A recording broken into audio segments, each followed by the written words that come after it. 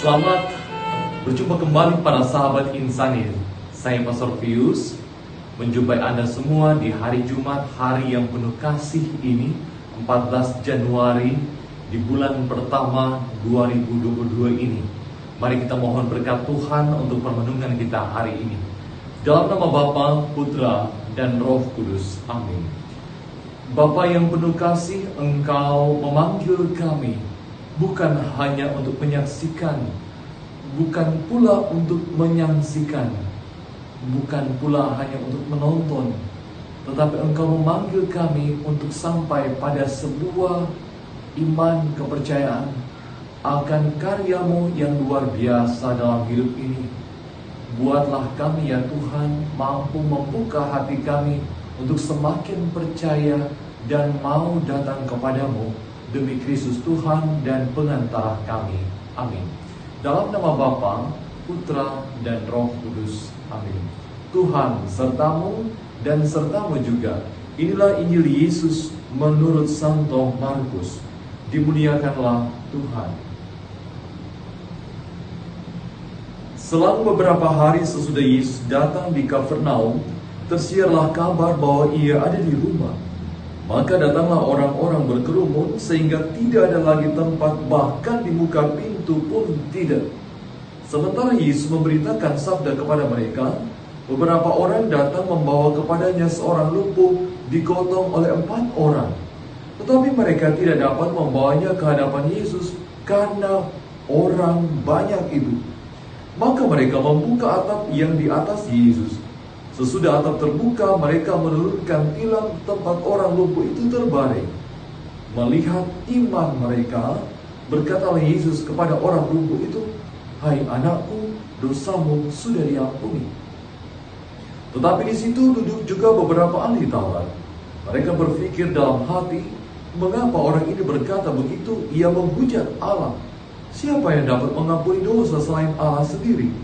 Tetapi Yesus langsung tahu dalam hatinya bahwa mereka berpikir demikian. Maka ia berkata kepada mereka, "Mengapa kamu berpikir begitu dalam hatimu? Manakah lebih mudah mengatakan kepada orang lumpuh itu, dosamu sudah diampuni, atau mengatakan, bangunlah, angkatlah tilammu, dan berjalanlah? Tetapi supaya kamu tahu bahwa di dunia ini ada manusia berkuasa mengampuni dosa." Lalu berkatalah Yesus kepada orang lumpuh itu, "Kepadamu kukatakan, bangunlah, angkatlah tempat tidurmu, dan pulanglah ke rumahmu." Dan orang itu pun bangun, segera mengangkat tempat tidurnya, dan pergi keluar di hadapan orang-orang itu. Mereka semua takjub, lalu memuliakan Allah, katanya, "Yang seperti ini belum pernah kita lihat." Demikianlah Injil Tuhan, terpujilah Kristus. Para sahabat Insani, ketika masih anak kecil di kampung yang sangat minim dengan hiburan, satu yang paling kami tunggu-tunggu yakni hari pasar tradisional, dan ada satu orang yang selalu menjadi penjual obat. Dan penjual obat itu memakai toa yang pada waktu itu sesuatu yang sangat aneh, sesuatu yang sangat menarik, sesuatu yang jarang dilihat. Ada alat pengeras suara, dan penjual obat di pasar itu begitu hebat, menceritakan kehebatannya, kemampuannya untuk membuat sulap. Dan begitu banyak hal yang dibawa. Ada ular, ada buaya, dan seterusnya. Dan kita anak-anak pada waktu itu begitu tertarik dan mengelilingi tempat penjual obat itu. Dan begitu kagum melihat, wah, orang ini sungguh-sungguh mempunyai mujizat. Orang ini sungguh-sungguh sakti. Orang ini sungguh mempunyai kekuatan luar biasa yang mampu membuat sulap keajaiban yang bagi kita anak-anak. Wow, ini amazing, ini sesuatu yang luar biasa. Tetapi kami hanya menonton, dan kita tidak percaya karena orang itu. Orang mengatakan sulap bim salah bim, dia hanya berdusta, dia hanya bohong kepada kita, dan kami tidak percaya akan penjual obat itu. Saudara-saudara terkasih, Injil hari ini juga kurang lebih menceritakan kisah itu. Ketika Yesus menyembuhkan, orang datang berbondong-bondong, dikatakan mereka datang berkerumun sehingga tidak ada tempat, bahkan di muka pintu pun tidak. Apa yang mereka buat? Ada yang datang cuma menonton, menyaksikan, tapi tidak sampai pada sebuah iman kepercayaan.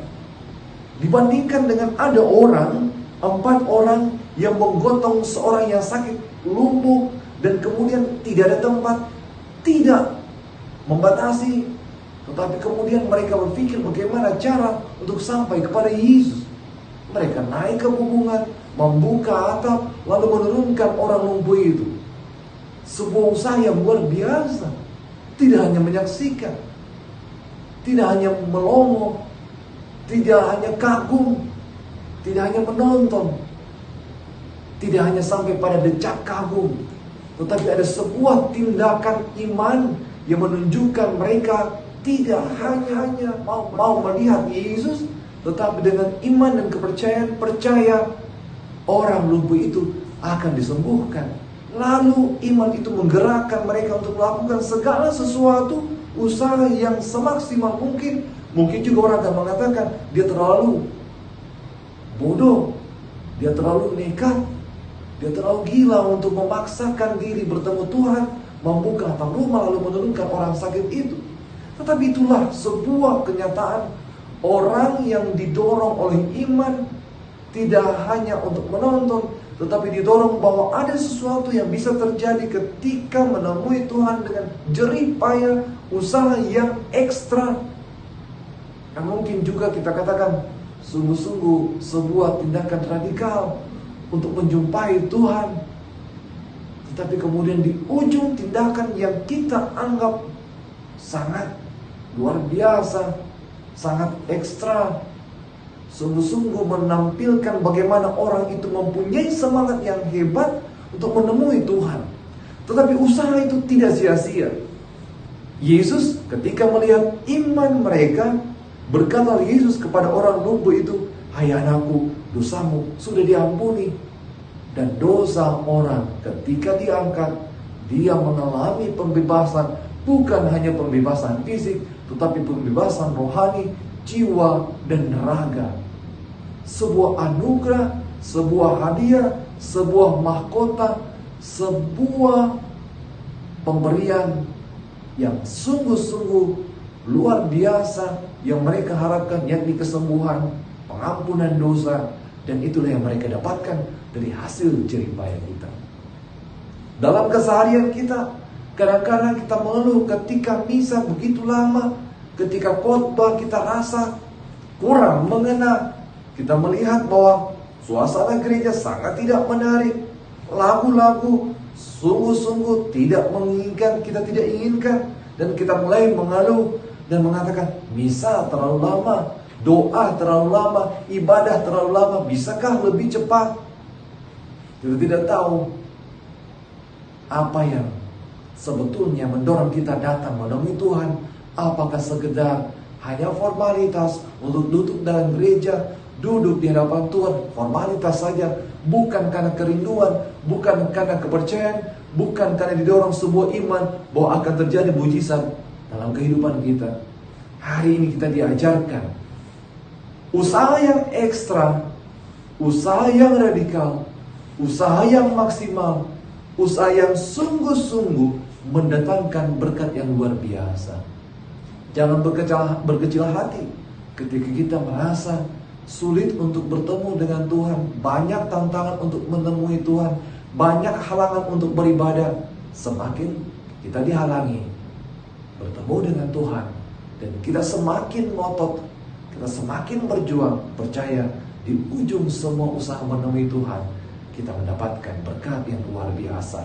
Ini terus kita bersama. Tuhan memberkati kita selalu. Amin. Terima kasih saudara-saudariku yang telah mendengarkan sabda Allah dan renungan hari ini. Saya, Pastor Marcel Lolotandung, mengucapkan berlimpah terima kasih kepada Pastor Pius Octavianus. Semoga Pastor senantiasa diberkati Tuhan dalam setiap aktivitas dan pelayanannya. Amin.